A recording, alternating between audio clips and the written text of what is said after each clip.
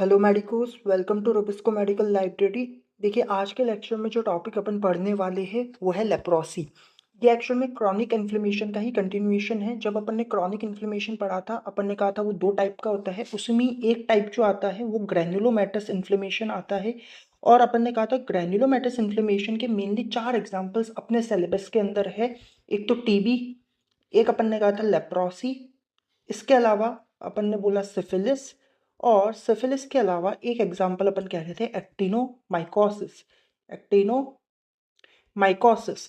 अब ये चारों ही आप एग्जाम्पल माइक्रोबायोलॉजी के अंदर बहुत डिटेल में पढ़ेंगे। पैथो के पॉइंट ऑफ व्यू से अपन ने कहा था एक तो टीबी बहुत इंपॉर्टेंट है और एक लेप्रोसी बहुत इंपॉर्टेंट है। लास्ट लेक्चर के अंदर अपन ने ट्यूबरक्लोसिस बहुत डिटेल में पढ़ लिया है, आप वो वाला लेक्चर देख लीजिएगा और बहुत अच्छे से अपन ने टीबी समझा है। अब अपन लेप्रोसी पढ़ेंगे। देखिए, लेप्रोसी स्टार्ट करने से पहले मैं आपको पहले ही बता देता हूँ कि एग्जाम के अंदर जनरली किस तरीके के क्वेश्चन लेप्रोसी पे पैथो के पॉइंट ऑफ व्यू से आते हैं। लेप्रोसी में जनरली आपके ट्यूबरकुलॉइड ट्यूबरकुलॉइड और लेप्रोमेटस लेप्रोसी, ये दोनों ही लेप्रोसी के टाइप है। लेप्रोमेटस लेप्रोसी और ट्यूबरकुलॉइड लेप्रोसी, इन दोनों में डिफरेंसेस बहुत कॉमनली एग्जाम के अंदर पूछे जाते हैं। एक और आपके क्वेश्चन है जो बहुत ही ज़्यादा एग्जाम के अंदर पूछा जाता है, वो है लेप्रा रिएक्शन।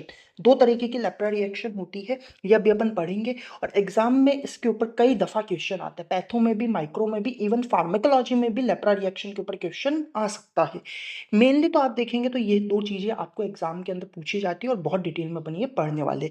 स्टार्ट करते हैं। देखिए, लेप्रोसी को हेंसेंस डिजीज भी कहते हैं। क्यों? क्योंकि सबसे पहले जिस साइंटिस्ट ने इसे डिस्कवर किया था उनका नाम हेंसन करके कुछ था, तो इसलिए अपन इसे हेंसेंस डिजीज भी कहते हैं। अब लेप्रोसी जो है वो एक chronic non fatal infectious disease है। नॉन फेटल है मतलब पेशेंट की डेथ नहीं होगी बट लंबे टाइम तक रहेगी, इसलिए क्रॉनिक है। और मेनली अपन देखें जो टिश्यू का इन्वॉल्वमेंट होता है लेप्रोसी के अंदर, जो पार्ट अफेक्ट होता है उसमें एक तो अपनी स्किन आती है और एक नर्व्स आती है। स्किन और नर्व्स जो है वो मेनली आपके लेप्रोसी के अंदर अफेक्ट होंगे।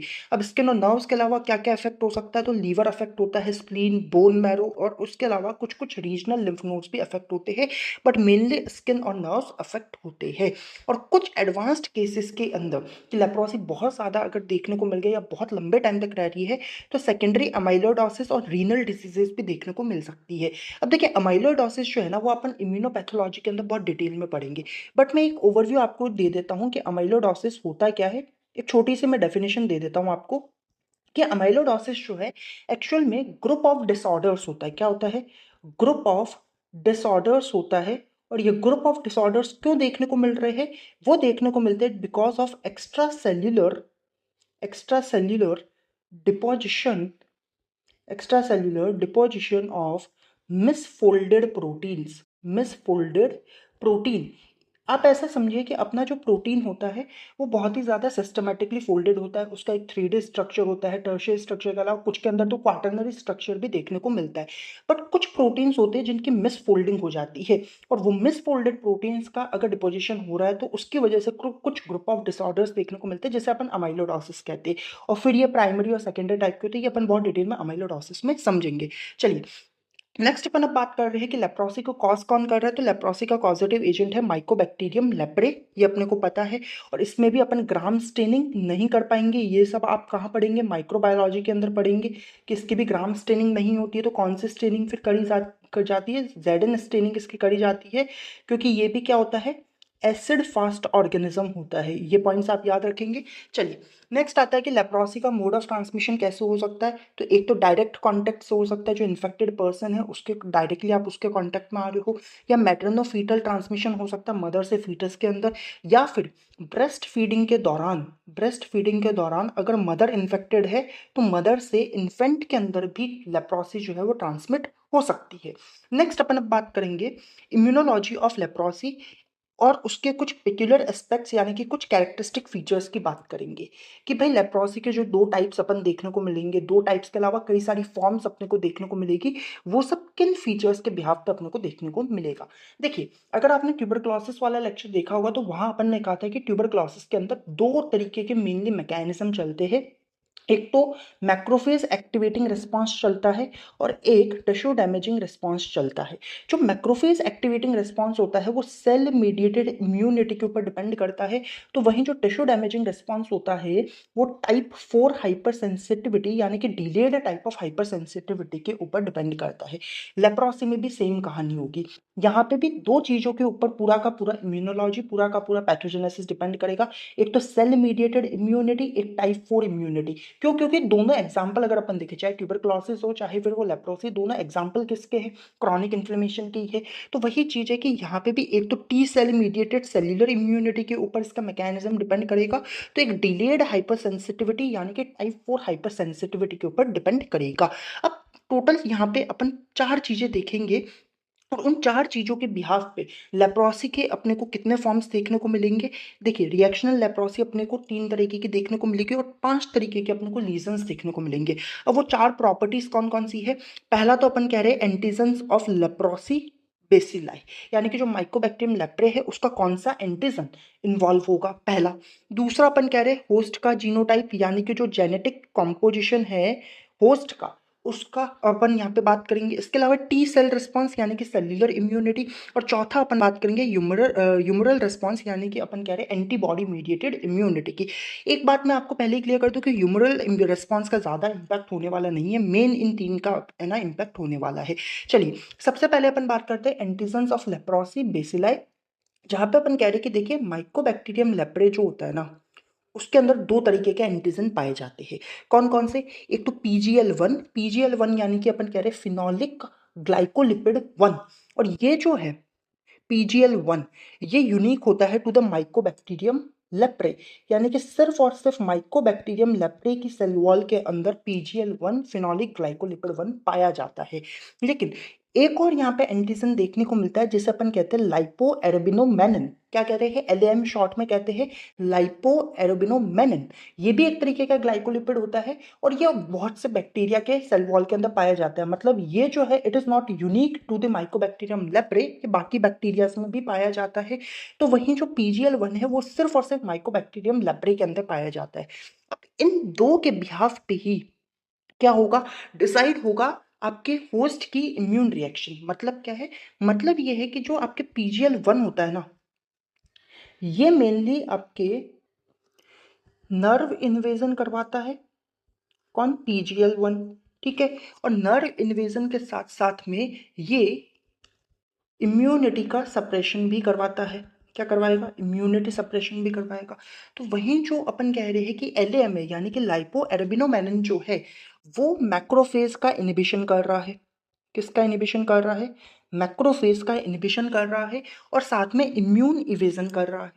इन सिंपल टर्म्स अपन कह सकते हैं कि लाइपो एरोबिनोमेनिन जो है वो मैक्रोफेज को है ना इनिबिट करेगा। तो पीजीएल वन जो है वो मेनली आपके सेल्युलर इम्यूनिटी को अपन देखे कम कर रहा है, यानी कि टी हेल्पर सेल्स को जो है उसको सप्रेस करने का काम करेगा और साथ में नर्व इन्वेजन करवाएगा। जो मेनली नर्व का जो डैमेज हो रहा है लेप्रोसी के अंदर वो पीजीएल वन की वजह से होगा। ये समझ आया? सेकेंड अपन अब बात कर रहे हैं होस्ट के जीनोटाइप की। होस्ट के जीनोटाइप में अपन कह रहे हैं कि भाई जो कौन सा एंटीजन होस्ट की इम्यून सेल के साथ इंटरेक्ट करेगा वो कौन डिसाइड करेगा? वो डिसाइड करेगा एमएचसी क्लास के मॉलिक्यूल, मेजर हिस्टोकॉम्पेटिबिलिटी कॉम्प्लेक्स। जहाँ पे अपन कह रहे हैं कि एमएचसी क्लास जो होते हैं वो 3 तरीके के उसमें ना कॉम्प्लेक्स देखने को मिलते हैं, एमएचसी 1, 2 एंड 3। 3 वाले का इतना रोल नहीं होता, मेनली 1 और 2 ही होते हैं। अब डिपेंड करेगा कि भाई एमएचसी 1 या एमएचसी 2, इन दो के ऊपर डिपेंड करेगा कि जो कौन सा एंटीजन माइकोबैक्टीरियम लेप्रे का अपनी होस्ट सेल से या जो होस्ट की जो इम्यून सेल्स है उनसे इंटरेक्ट करेगा। तो ये एमएचसी क्लास जब अपन नेक्स्ट चैप्टर में इम्यूनोलॉजी के चैप्टर में पढ़ेंगे तब आपको ज़्यादा समझ आएगा कि कैसे एमएचसी क्लास 1 और एमएचसी क्लास 2 जो है वो एक एंटीजन का इंटरेक्शन करवाती है। तो ये तो अपन ने बात करी जीनोटाइप ऑफ होस्ट की। नेक्स्ट अपन अब बात कर रहे हैं टी सेल रिस्पॉन्स की। देखिए, टी सेल रिस्पॉन्स में यहाँ पे आपको ये पॉइंट याद रखना है कि जैसे ट्यूबरक्लोसिस के अंदर मेन रोल कौन प्ले कर रहा था? CD4+ सेल्स यानी कि टी हेल्पर सेल्स जो थी वो मेन रोल प्ले कर रही थी। बट लेप्रोसी के अंदर CD4+ सेल्स और CD8+ सेल्स यानी कि टी हेल्पर सेल्स और टी सप्रेसर सेल्स या फिर अपन कह रहे हैं कि साइटोटॉक्सिक टी सेल्स, दोनों ही अपन देखें तो रोल प्ले करेगी। जहाँ पे अपन कहेंगे कि जो ट्यूबरकुलॉइड लेप्रोसी होता है उसके अंदर मेन रोल कौन प्ले करेगा, CD4+ सेल्स करेगा। ऑब्वियस बात है, क्यों? क्योंकि ट्यूबरक्लोसिस के अंदर भी CD4+ सेल्स करेगा और इससे ट्यूबरकुलर लेप्रोसी कह रहे हैं क्योंकि इसके अंदर कुछ ना कुछ फीचर्स होंगे वो ट्यूबरक्लोसिस जैसे होंगे, इस वजह से इसे ट्यूबरकुलर लेप्रोसी कह रहे हैं। तो यहाँ पे मेनली कौन रोल प्ले करेगा, CD4+ सेल्स करेगी। तो लेप्रोमेटस लेप्रोसी के अंदर मेजर रोल कौन प्ले करेगा, CD8+ सेल्स करेगी, ये आपको याद रखना है। इसके अलावा देखिए ह्यूमरल जो रिस्पॉन्स है, ह्यूमरल रिस्पॉन्स जो होता है वो जनरली लेप्रोमेटस लेप्रोसी वाली जो कंडीशन होती है उनके अंदर बहुत ज़्यादा एंटीबॉडीज देखने को मिलते हैं। ऑल्दो इनका जो प्रोटेक्टिव फंक्शन होता है एंटीबॉडीज का अगेंस्ट दी लेप्रा बेसिलाई वो बहुत ही मिनिमल होता है। तो ह्यूमरल रिस्पॉन्स का बहुत मेजर रोल ना तो ट्यूबरक्लोसिस में होता है ना ही लेप्रोसी में होता है। चलिए, तो ये 4 फीचर्स के बिहाफ पे अपन कह रहे हैं कि टोटल 5 तरीके के लीजन्स अपने को देखने को मिलते हैं और जो रिएक्शनल लेप्रोसी होती है वो अपने को 3 फॉर्म्स में देखने को मिलती है। ठीक है, अब अपन एक बात कर रहे हैं लेप्रोमिन टेस्ट की। बहुत ही इंपॉर्टेंट चीज़ है, एग्जाम में इस पे क्वेश्चन आ सकता है कि लेप्रोमिन टेस्ट क्या होता है। पहली बात तो लेप्रोमिन टेस्ट जो है वो कोई डायग्नोस्टिक टेस्ट नहीं है, इससे आप लेप्रोसी का डायग्नोसिस नहीं कर सकते हो। तो फिर ये क्या करने के काम में आता है, लेप्रोमिन टेस्ट एक्चुअल में कि माइकोबैक्टीरियम लेप्रे का जो एंटीजन है उसके टूवर्ड्स जो बॉडी ने डिलेड हाइपर सेंसिटिविटी रिएक्शन करी है उसको मेजर करने के काम में आ रहा है कि डिलेड हाइपर सेंसिटिविटी कितनी हुई है, कितने टाइम में हुई है, कितना टाइम बॉडी ने लिया, वो सब मेजर करने के लिए लेप्रोमिन टेस्ट करा जाता है। इन सिंपल टर्म्स अपन कह सकते हैं कि ये आपके लेप्रोसी को क्लासिफाई कर रहा है on the basis of the immune response. और लेप्रोमिन टेस्ट में होगा क्या, नाम से ही पता चल रहा है कि लेप्रोमिन जो होता है उसे इंजेक्ट किया जाता है। कैसे इंजेक्ट करेंगे, इंट्राडर्मली। इंपॉर्टेंट है कि आपके जो लेप्रोमिन टेस्ट है उसके अंदर लेप्रोमिन को इंट्राडर्मली इंजेक्ट किया जाएगा। और लेप्रोमिन होता क्या है, लेप्रोमिन माइकोबैक्टीरियम लेप्रे के ही कुछ एंटीजेनिक एक्सट्रैक्ट होते हैं। यानी कि इन सिंपल टर्म्स अपन कह रहे हैं कि एंटीजन ही है एक तरीके का जो अपन इंट्राडर्मली इंजेक्ट कर रहे हैं। और जब इंजेक्ट करेंगे तो 2 तरीके की रिएक्शंस अपने को देखने को मिलती है, एक तो फर्नांडिस रिएक्शन देखने को मिलती है और एक मित्सुडा रिएक्शन देखने को मिलती है। जो आपके फर्स्ट 24 से 48 आवर्स के अंदर जो रिएक्शन अपीयर होगी उसे अपन फर्नांडिस रिएक्शन कहेंगे और जो लगभग 3 to 4 वीक्स के बाद में अपीयर होगी उसे मित्सुडा रिएक्शन कहेंगे।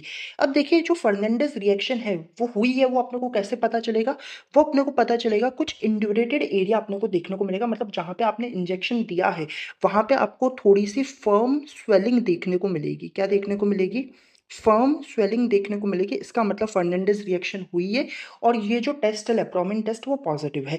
अब लेप्रोमिन टेस्ट जो होता है वो पॉजिटिव किसके लिए होता है, ट्यूबरकुलॉइड लेप्रोसी के लिए पॉजिटिव होता है। ये पॉइंट बहुत इंपॉर्टेंट है कि ट्यूबरकुलॉइड लेप्रोसी के लिए लेप्रोमिन टेस्ट पॉजिटिव होता है। तो वहीं अपन देखें कि जो मित्सुडा रिएक्शन है वो लगभग 3 से 4 वीक्स के बाद में हो रही है और ये क्या बता रहा है, ये डिलेड ग्रेन्युलोमेटस लीजन को रिप्रेजेंट कर रहा है। और यहाँ पे अपन कहेंगे कि ये जो रिएक्शन है वो उसका मतलब है कि नेगेटिव लेप्रोमिन टेस्ट हुआ है। यानी कि आपके इनिशियल अगर 24 से 48 आवर्स के अंदर कोई रिएक्शन नहीं देखने को मिली और लगभग 3 से 4 वीक्स के बाद में अगर रिएक्शन देखने को मिल रही है जहाँ पे आपने इंजेक्शन दिया था, इसका मतलब है कि मित्सुडा रिएक्शन हुई है और लेप्रोमिन टेस्ट जो है वो क्या है, नेगेटिव है।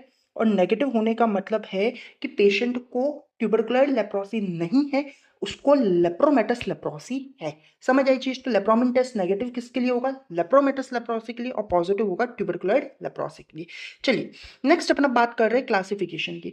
वैसे तो देखिए लेप्रोसी के आप 3 तरीके के क्लासिफिकेशन माइक्रोबायोलॉजी में पढ़ेंगे। यहाँ पे अपन मेनली 2 तरीके के क्लासिफिकेशन डिस्कस कर रहे हैं। एक तो रिडले एंड जॉपलिंग्स क्लासिफिकेशन अपन डिस्कस करेंगे और एक अपन modified Ridley and Jopling's classification discuss करेंगे। According to Ridley and Jopling classification leprosy जो होता है वो 2 तरीके का होता है।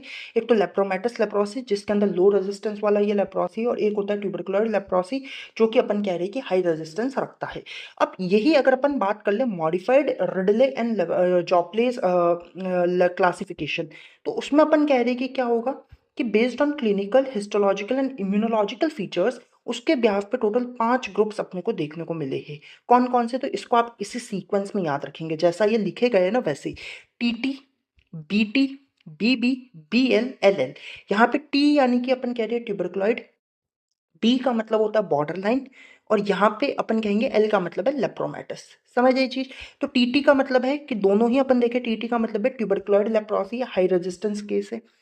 फिर बीटी आता है, बीटी से अपन कह रहे हैं बॉर्डर लाइन ट्यूबरकुलॉइड केस है, इसका रेजिस्टेंस इस वाले से कम होगा, ट्यूबरकुलॉइड वाले से कम होगा। फिर आता है बीबी, बीबी मतलब अपन कह रहे हैं बॉर्डर लाइन केस है, डायमॉर्फिक है, और इसका रेजिस्टेंस जो होगा वो इन ऊपर दोनों वालों से क्या होगा, कम होगा। फिर आता है बीएल यानी कि बॉर्डर लाइन लेप्रोमेटस, इसका जो अपन देखे रेजिस्टेंस है वो ऊपर के तीनों से कम होगा। और फिर आता है लेप्रोमेटस लेप्रोसी, जिसका रेजिस्टेंस इन सब में सबसे कम होगा। आपको ये चीज इसी सीक्वेंस में याद रखनी है, टीटी, फिर बीटी, फिर बीबी, फिर अपन कहेंगे बीएल, और फिर कहेंगे एलएल। समझ गए चीज? इसी तरीके से याद रखना है। अब ये जो अपन कह रहे हैं कि ये जो टीटी है और ये जो एलएल है, ये एक तरीके से देखो, ये सपोज एक पोल है, ये भी एक पोल है, तो ये दोनों ही क्या कर रहे हैं, दो अपोजिट पोल्स को रिप्रेजेंट कर रहे हैं। कि जहाँ पे ट्यूबरकुलर लेप्रोसी में सबसे ज्यादा रेजिस्टेंस है, तो लेप्रोमेटस जो लेप्रोसी उसके अंदर सबसे कम रेजिस्टेंस है। तो दोनों अपोजिट पोल्स को रिप्रेजेंट कर रहे हैं of the host immune response, इसलिए इन्हें पोलर फॉर्म्स ऑफ लेप्रोसी भी कहा जाता है। किसे? ट्यूबरकुलॉइड और अपन कह रहे हैं कि लेप्रोमेटस लेप्रोसी को पोलर फॉर्म्स ऑफ लेप्रोसी भी कहा जाता है। ठीक है, अब देखिए अपन बात कर रहे हैं जो सबसे इंपॉर्टेंट चीज जो एग्जाम में पूछी जाती है कि लेप्रोमेटस लेप्रोसी और ट्यूबरकुलॉइड लेप्रोसी के बीच में डिफरेंसेस बताइए। आपको बहुत ज़्यादा इतना ये डिटेल में एक एक वर्ड आपको याद करने की ज़रूरत नहीं है, जो जो चीज़ें आपको पता होनी चाहिए वो मैं आपको बता रहा हूँ। देखिए, सबसे पहले स्किन लीजन्स की बात करें तो लेप्रोमेटस लेप्रोसी के अंदर जो स्किन लीजन्स होते हैं वो सिमेट्रिकल होते हैं, पहली बात, और बहुत सारे होते हैं। कभी भी सिंगल स्किन लीजन नहीं देखने को मिलेगा, मल्टीपल लीजन्स देखने को मिलेंगे लेप्रोमेटस लेप्रोसी के केस में, और सिमेट्रिकल देखने को मिलेंगे। तो ट्यूबरकुलॉइड के अंदर ये जो स्किन लीजन्स होंगे वो असिमेट्रिकल होंगे, वो सिंगल भी हो सकते हैं या थोड़े बहुत ज़्यादा भी हो सकते हैं। इसके अलावा यहाँ पे अपन देखें कि जो नर्व इन्वॉल्वमेंट हो रहा है वो लेप्रोमेटस लेप्रोसी में भी प्रेजेंट होता है, तो ट्यूबरकुलॉइड लेप्रोसी में भी प्रेजेंट होता है। बट लेप्रोमेटस लेप्रोसी के अंदर जो सेंसरी डिस्टर्बेंस होता है वो लेस सीवियर होता है, तो ट्यूबरकुलॉइड लेप्रोसी के अंदर सेंसरी डिस्टर्बेंस बहुत ज़्यादा होता है। इसके अलावा हिस्टोपैथोलॉजी जो है वो अभी अपन जब नीचे डायग्राम देखेंगे तो समझ आएगा, लेकिन अभी आपसे इतना याद रख सकते हैं कि ट्यूबरकुलॉइड लेप्रोसी जो है वो किसके सिमिलर लगेगा, टीबी के सिमिलर लगेगा। टीबी के अंदर क्या होता है, ग्रेन्युलोमा बनता है, तो यहाँ पे भी ग्रेन्युलोमा बनेगा। ग्रेन्युलोमा किसका बनता है, एपिथेलियल सेल्स का बनता है, जाइंट सेल्स का बनता है। फिर सराउंडिंग के अंदर क्या प्रेजेंट होती है, आपके लिम्फोसाइट्स वगैरह प्रेजेंट होती है। सेम चीज यहाँ पे भी होगी, इसी वजह से इसे अपन ट्यूबरकुलर लेप्रोसी कहते हैं। हिस्टोपैथोलॉजी का डायग्राम अपन नीचे देखेंगे तो आपको समझ आएगा कि एक्चुअल में कहना क्या चाह रहे हैं। बस अभी के लिए आप इतना याद रख लो कि हिस्टोपैथोलॉजी के अंदर कि आपके जो लेप्रोमेटस लेप्रोसी होते हैं उसके अंदर क्लियर जोन देखने को मिलता है। अब ये क्या होता है वो अपन समझेंगे, और इसके अंदर कोई भी क्लियर जोन नहीं देखने को मिलता है। इसके अलावा एक जो सबसे इंपॉर्टेंट पॉइंट है कि लेप्रोमेटस लेप्रोसी जो होता है वो मल्टी बेसिलरी टाइप होता है, तो जो ट्यूबरकुलॉइड लेप्रोसी होता है वो पोसी बेसिलरी टाइप होता है। मतलब ये है कि यहाँ पे जो लेप्रा सेल्स होंगे वो अपन कह सकते हैं कि कैसे देखने को मिलेंगे, ग्लोबाई या फिर सिगरेट इन पैक अपीयरेंस देखने को मिलेंगे। Now this is an important term कि लेप्रोमेटस लेप्रोसी के अंदर जो अपने लेप्रा सेल्स है जो कि हाईली पॉजिटिव है फॉर द लेप्रा बेसिलाई, वो किस तरीके के दिख रहे हैं, तो ग्लोबाई या फिर सिगरेट इन पैक अपीयरेंस इनका अपीयरेंस देखने को मिलेगा। तो वहीं जो ना ट्यूबरकुलॉइड लेप्रोसी है इसके अंदर लेप्रा बेसिलाई जो होंगे वो बहुत कम ही होंगे, और वो जनरली अपने को देखने को मिलेंगे डिस्ट्रॉयड नर्व्स के अंदर एज द ग्रेन्युलर और द बीडेड फॉर्म्स। कि यहाँ पे कौन सा अपीयरेंस है, ग्रेन्युलर या फिर बीडेड फॉर्म्स, और यहाँ पे ग्लोबाई या फिर सिगरेट इन पैक अपीयरेंस, ये याद रहेगा। इम्यूनिटी अपन पहले ही बोल चुके, लेप्रोमेटस लेप्रोसी जो होता है वो लो रेजिस्टेंस टाइप होता है, तो ट्यूबरकुलॉइड वाले के अंदर अच्छा खासा इम्यून रिस्पॉन्स देखने को मिलता है, तो ये हाई रेजिस्टेंस टाइप होता है। लेप्रोमिन टेस्ट जो लेप्रोमेटस लेप्रोसी उसके लिए नेगेटिव होता है, अपन ऑलरेडी बात कर चुके हैं, और ट्यूबरकुलॉइड के लिए पॉजिटिव होता है। समझ आई बात? अब अपन बात कर रहे हैं रिएक्शनल लेप्रोसी की, जिसे अपन लेप्रा रिएक्शन भी कहते हैं। एग्जाम में इसके ऊपर कई दफा क्वेश्चन आता है, और ये जो लेप्रा रिएक्शन होती है वो मेनली दो तरीके की होती है, एक तो टाइप 1, एक अपन कह रहे हैं टाइप 2। देखिए, टाइप 1 जो होता है उसे रिवर्सल रिएक्शन कहते हैं, तो टाइप 2 जो होता है उसे अपन एरिथीमा नोड्यूसम लेप्रोसम कहते हैं। अब आप यहाँ पे सोचेंगे कि ये तो कॉन्ट्राडिक्शन हो रहा है, ऊपर मैंने क्या बोला था, ऊपर मैंने बोला था कि भाई इनकी वजह से जो आपके है ना ये जो प्रॉपर्टीज थी इनके बिहाफ पे रिएक्शनल लेप्रोसी के 3 फॉर्म्स देखने को मिल रही है, और नीचे में जब लेप्रा रिएक्शंस की बात कर रहा हूँ तब मैं खाली 2 ही फॉर्म बता रहा हूँ, ऐसा नहीं है, यहाँ पे 3 फॉर्म है। तीन फॉर्म कैसे कि टाइप 1 वाला जो होता है ना उसकी फर्दर दो फॉर्म्स देखने को मिलती है, एक तो अपग्रेडिंग रिएक्शन, एक डाउनग्रेडिंग रिएक्शन। और टाइप 2 जो है उससे अपन ईएनएल कह रहे हैं। तो हो गई टोटल कितनी फॉर्म्स, तीन फॉर्म्स हो गए, तो कोई भी कॉन्ट्रडिक्शन नहीं है। चलिए नेक्स्ट अपन बात करें टाइप 1 जो है उसके अंदर या जो रिवर्सल रिएक्शंस होती है वो दो तरीके की होती है, एक अपग्रेडिंग रिएक्शंस होती है, एक डाउनग्रेडिंग रिएक्शन होती है। इसको समझने के लिए जो मैंने कहा था कि आपको सीक्वेंस में ही याद रखना है वही चीज मैं आपको बता रहा हूँ।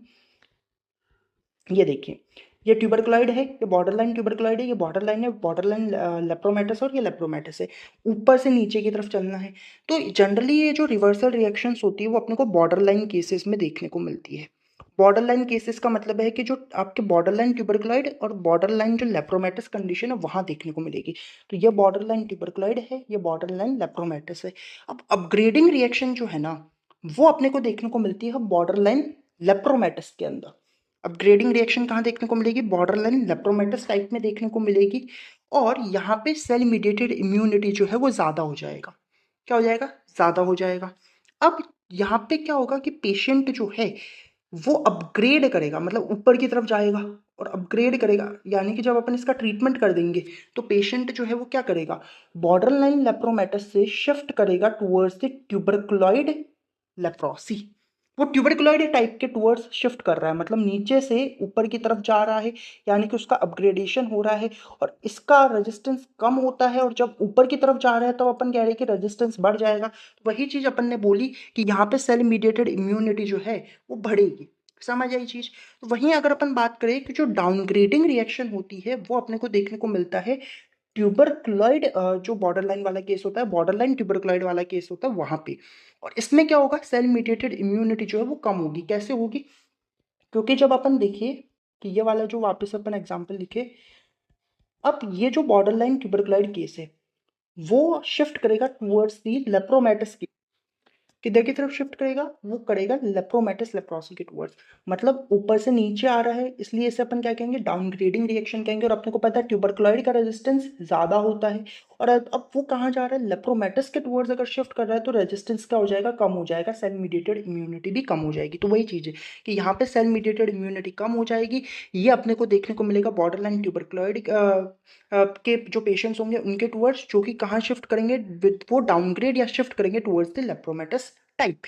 ये समझ आई रिवर्सल रिएक्शन। अब अपन बात करें एरिथीमा नोड्यूसम लेप्रोसम, जो अपने को लेप्रोमेटस पेशेंट्स के अंदर ही देखने को मिलता है आफ्टर द ट्रीटमेंट।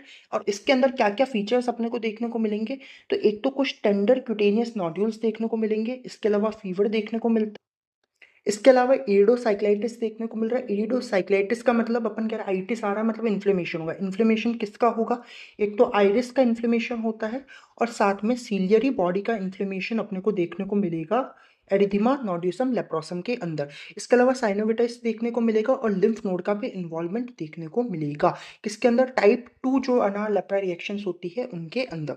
नेक्स्ट अपना बात कर रहे हैं ये जो हिस्टोपैथो की स्लाइड्स है उसकी। देखिए अब यहाँ पे अपन बात कर रहे हैं पहले लेप्रोमेटस लेप्रोसी की। देखिए लेप्रोमेटस लेप्रोसी के अंदर अपने को फॉर्म सेल्स यानी कि मैक्रोफेजेस का ही मॉडिफिकेशन देखने को मिल रहे हैं, जिन्हें अपन लेप्रा सेल्स भी कह रहे हैं। ये देखिए आप, ये पूरा का पूरा जो है वो फॉर्म सेल्स बता रहे हैं और सिगरेट इन टैग अपीयरेंस अपने को इसका देखने को मिलेगा। अब इसके सराउंडिंग में अगर अपन देख रहे हैं तो कोई भी लिम्फोसाइट या तो है ही नहीं, या होंगे तो भी बहुत थोड़े बहुत लिम्फोसाइट्स देखने को मिलेंगे। ठीक है। अब ये वाला जो पार्ट है वो एपिडर्मिस वाला पार्ट है। एपिडर्मिस और फॉर्म सेल्स के बीच में ये वाला जो एरिया आप देख रहे हो, ये पूरा का पूरा एरिया, ये पूरा का पूरा एरिया आप देखिए कि बहुत क्लियर अपने को नजर आ रहा है। यहाँ पे बहुत ज्यादा कुछ अपने को नजर ही नहीं आ रहा, बिल्कुल एरिया क्लियर है। इसलिए इस एरिया को अपन क्या कहते हैं, क्लियर स्पेस कहते हैं या क्लियर जोन कहते हैं, जो कि लेप्रोमेटस लेप्रोसी में देखने को मिलता है। ठीक है। और लेप्रोमेटस लेप्रोसी के अंदर अपने को क्या देखने को मिल रही है, फॉर्मी मैक्रोफेजेस देखने को मिल रही है, जिन्हें अपन क्या कह रहे हैं, लेप्रा सेल्स कह रहे हैं, या अपन इन्हें वर्चाउ सेल्स कहते हैं। ये जो सेल्स जो अपन ने दिखाई वही चीज है। लिम्फोसाइट्स या तो होगी ही नहीं, या अपन कहेंगे कि बहुत थोड़ी बहुत होगी। और क्लियर सब एपिडर्मल जोन, एपिडर्मिस के नीचे वाला ये जो पूरा का पूरा एरिया है वहां पे कुछ भी नहीं है, और इसलिए अपन कहेंगे क्लियर जोन, जो अपने को कहाँ देखने को मिलेगा, लेप्रोमेटस लेप्रोसी के अंदर देखने को मिलेगा। नेक्स्ट अपन बात करेंगे ट्यूबरकुलॉइड लेप्रोसी की। देखिए ट्यूबरकुलर लेप्रोसी किसके जैसा दिखेगा? ट्यूबरकुलोसिस के जैसा दिखेगा। उसके अंदर ग्रेन्युलोमा भी होगा, यानी कि एपिथेलियल सेल्स भी होगी, जाइंट सेल्स भी होगी और सराउंडिंग के अंदर लिम्फोसाइट्स भी होगी। वही चीज़ यहाँ पे कह रहे हैं कि देखो ये पूरा का पूरा एक ग्रेन्युलोमा बना रखा है। ये क्या बना रखा है? ग्रेन्युलोमा बना रखा है। अब इस ग्रेन्युलोमा के अंदर अगर आप ढंग से देखोगे तो यहाँ पे ये बता रहे हैं कि भाई एपिथेलियल सेल्स भी है। यहाँ पे देखो सेंटर के अंदर कुछ लैंगेंस जाइंट सेल्स भी है, ठीक है। और इसकी सराउंडिंग के अंदर ये जो आप देख रहे हो वो आपके लिम्फोसाइट्स भी प्रेजेंट है। और ये जो एपिडर्मिस है, ये ग्रेन्युलोमा पूरा का पूरा वहां तक एक्सटेंड करा हुआ है। तो एपिडर्मिस जो है उसका इरोजन हो गया है, एपिडर्मिस का ब्रेकडाउन हो गया है। तो ग्रेन्युलोमा क्या कर रहा है? आपकी एपिडर्मिस की बेसल लेयर का इरोजन कर रहा है, उसको ब्रेकडाउन कर रहा है। तो यहाँ पे कोई क्लियर जोन देखने को मिल रहा है क्या? नहीं देखने को मिल रहा है। क्लियर जोन नहीं देखने को मिल रहा है ट्यूबरकुलर लेप्रोसी के अंदर। क्यों नहीं देखने को मिल रहा? क्योंकि एपिडर्मिस का ही ब्रेकडाउन कर दिया है, एपिडर्मिस का ही क्या कर दिया? इरोजन कर दिया। किसने? ग्रेन्युलोमा ने, ठीक है। और ग्रेन्युलोमा किसका बना है भाई? एपिथेलियल सेल्स का बना है। वैसे ही कुछ एपिथेलियल सेल्स मिलके क्या बना देंगे? लैंगेंस जाइंट सेल्स बना देंगे। और पेरिफेरल साइड पे कुछ ना कुछ लिम्फोसाइट्स प्रेजेंट होंगे, जो अपन ने देखा। दोनों डायग्राम बहुत इंपॉर्टेंट है, क्योंकि आप ट्यूबरकुलॉइड और जो है ना लेप्रोमेटस लेप्रोसी की जो हिस्टोपैथो वाला जो पॉइंट अपन ने ऊपर डिफरेंसेस में छोड़ा था, वो इसलिए छोड़ा था ताकि आप ना डायग्राम देख के बेहतर तरीके से समझ पाए। So guys, that was all about today's lecture. If you found this lecture useful and helpful, then do like, share and subscribe the channel. Thank you for watching.